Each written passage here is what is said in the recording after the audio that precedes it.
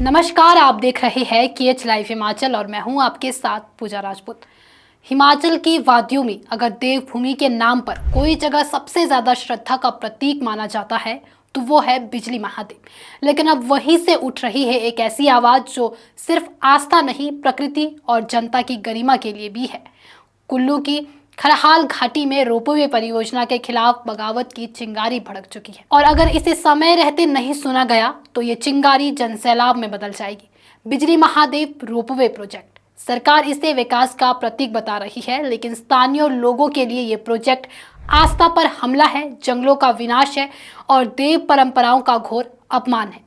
जिस जगह पर आज पेड़ कट रहे हैं वहां कल तक लोग देवता के नाम से सिर झुकाते थे, लेकिन अब कुल्लू की हवाओं में नाराजगी तैर रही है और जनता सरकार को खुली चेतावनी दे रही है, अगर नहीं रुका काम तो सड़क पर उतरेगा पूरा इलाका।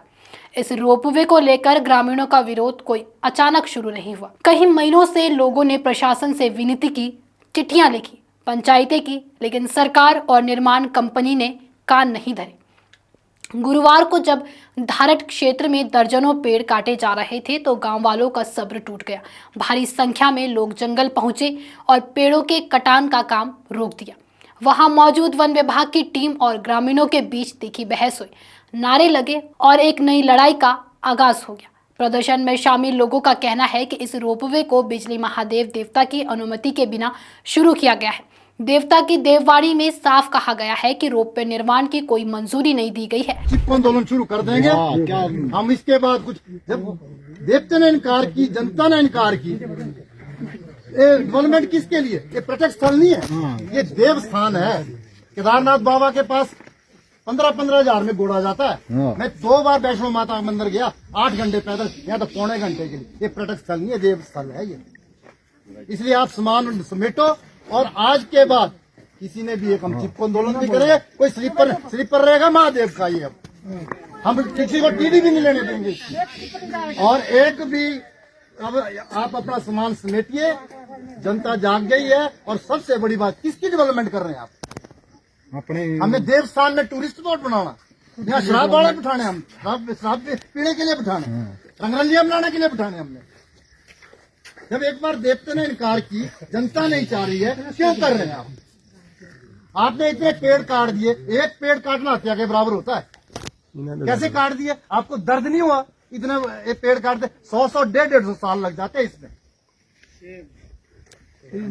और आपको पता है 1980 में भारत सरकार ने एक कानून बनाया था जब ये पेड़ काटने की बात आई थी। चिपको आंदोलन के बाद 15 साल हिमालय में पेड़ काटने की अनुमति नहीं थी। वहां पर भी ऐसा किया।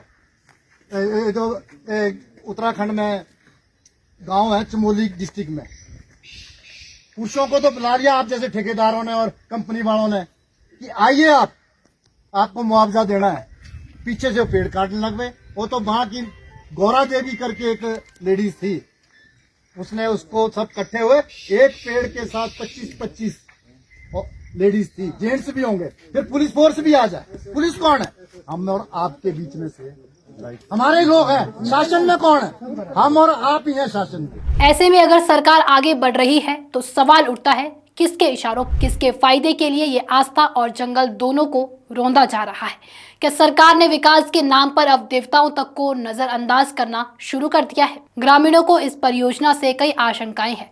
पहला, पेड़ों की अंधाधुंध कटाई से पर्यावरण पर सीधा असर पड़ेगा। वहीं दूसरा, रोपवे बनने से इलाके में शराब, ठेके, होटल और बाजार फैलेंगे, जिससे देवस्थल का पवित्र स्वरूप खत्म हो जाएगा।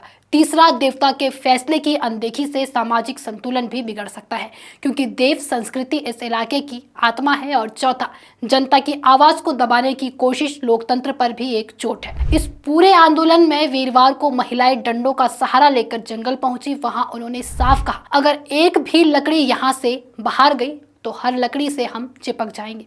ये चेतावनी महज एक इमोशनल लाइन नहीं थी, बल्कि उस इलाके की सदियों पुरानी आस्था की सुरक्षा की हुंकार थी। इस आंदोलन को राजनीतिक समर्थन भी मिल रहा है, लेकिन दिलचस्प बात यह है कि सत्ता पक्ष नहीं, विपक्ष की ओर से बीजेपी के पूर्व उपाध्यक्ष और एचपीएमसी के पूर्व अधिकारी राम सिंह खुद प्रदर्शनकारियों के साथ धरने में बैठे और सरकार से सवाल पूछे। जब देवता और जनता दोनों इस प्रोजेक्ट को खारिज कर चुके हैं तो सरकार किसकी मर्जी से ये निर्माण करवा रही है। उन्होंने यहाँ तक कह दिया कि अगर सरकार ने जल्द निर्णय नहीं बदला तो सिर्फ खराहल नहीं पूरा कुल्लू सड़कों पर उतर जाएगा। बुधवार को भी रामशिला में ग्रामीणों ने जोरदार प्रदर्शन किया था। उन्होंने रोपवे निर्माण को पूरी तरह बंद करने की मांग की थी, लेकिन 2 दिन बीत जाने के बावजूद प्रशासन की ओर से कोई ठोस प्रतिक्रिया नहीं आई। यह चुप्पी अब लोगों के गुस्से को और उबाल दे रही है। प्रदर्शनकारियों का कहना है कि अगर संवाद नहीं हुआ तो वो चुप नहीं बैठेंगे, धरना होगा, चिपको आंदोलन होगा और जरूरत पड़ी तो हाईकोर्ट तक जाएंगे। बिजली महादेव कोई आम जगह नहीं है, ये वह जगह है जहां देवताओं की आत्मा बसती है। यहां अगर कुछ होता है तो देवता की अनुमति से। हम आ ही नहीं रहे ऊपर, हमने अब क्लियर कर दिया अपना। नहीं, फिर रोपवे किसने लगाना है? रोपवे तो कंपनी को लगाना है। आप क्या है यहाँ? हम तो यार ये इंजीनियर है, पर हम नहीं आएंगे। वो हमारी तरफ से हमने आपको बोला कि हमारी तरफ से हमने बंद कर दिया, सब कुछ समेट लिया जी, हमारी तरफ से समेट लिया। हम आपको दोबारा नहीं लिखेंगे यहाँ पर। और कोई आता रहे उससे उसकी अब आप भी हमारी मजबूरी समझिए। आपका समेटने का मतलब ये हो गया काम आपका, यही काम है ना, यही ठेका था ना आपका। काम भी नहीं है, हम अपनी तरफ से नहीं है। अब जाने अपना नहीं आएंगे, कंपनी किसी और को इसके इंजीनियर आप हैं? ना कौन है? ये तो फॉरेस्ट का है। नहीं, इंजीनियर कौन? इंजीनियर तो आप हो गए ना, यहाँ से काटो, यहाँ से काटो। किसने काटा है? नहीं, बच्चे आपके द्वारा ही नहीं। और क्या उम्र क्या आपकी? ये 34 जी बच्चा की इंजीनियर आप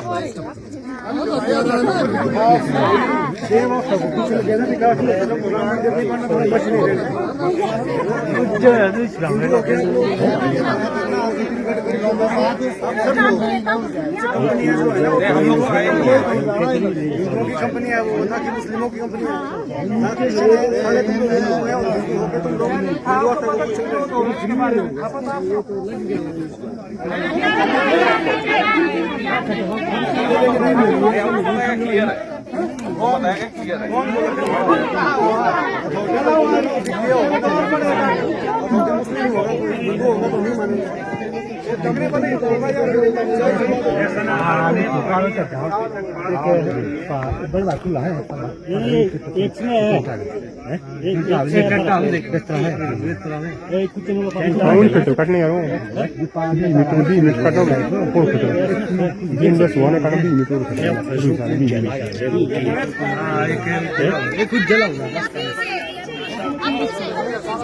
नहीं है बे, तो ये बूटी तो काटती नहीं, ये वो दूसरा हाँ पुरानी बूटी है जी, है बूटी 200 बूटी आनी आपको लेगी। नहीं बूटी लगाओ इसमें। अब अगर उस आस्था की नींव को ही डगमगाने की कोशिश होगी तो लोग आवाज उठाएंगे और यही हो रहा है। रोपवे के नाम पर जंगल काटे जा रहे हैं, देववाड़ी को अनसुना किया जा रहा है और जनता को नजरअंदाज किया जा रहा है।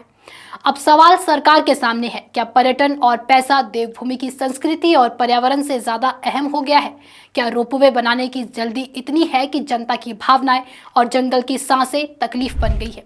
अगर नहीं तो सरकार को तुरंत आगे आकर संवाद करना होगा, परियोजना की समीक्षा करनी होगी और जरूरत पड़ी तो इसे बंद भी करना होगा, क्योंकि बात अब सिर्फ एक रोपवे की नहीं है, बात है आस्था की, पर्यावरण की और जनता की आवाज की। अगर सरकार को सच में देवभूमि की जनता की परवाह है तो अब फैसला जरूरी है, क्योंकि अगर इस बार भी आवाज नहीं सुनी गई तो अगला जवाब सड़कों से मिलेगा और उसे रोक पाना आसान नहीं होगा। फिलहाल के लिए इस वीडियो में इतना ही। अगर आपको वीडियो पसंद आई हो तो वीडियो को लाइक, कमेंट, शेयर और हमारे फेसबुक पेज केश लाइफ हिमाचल को फॉलो अवश्य करें। धन्यवाद।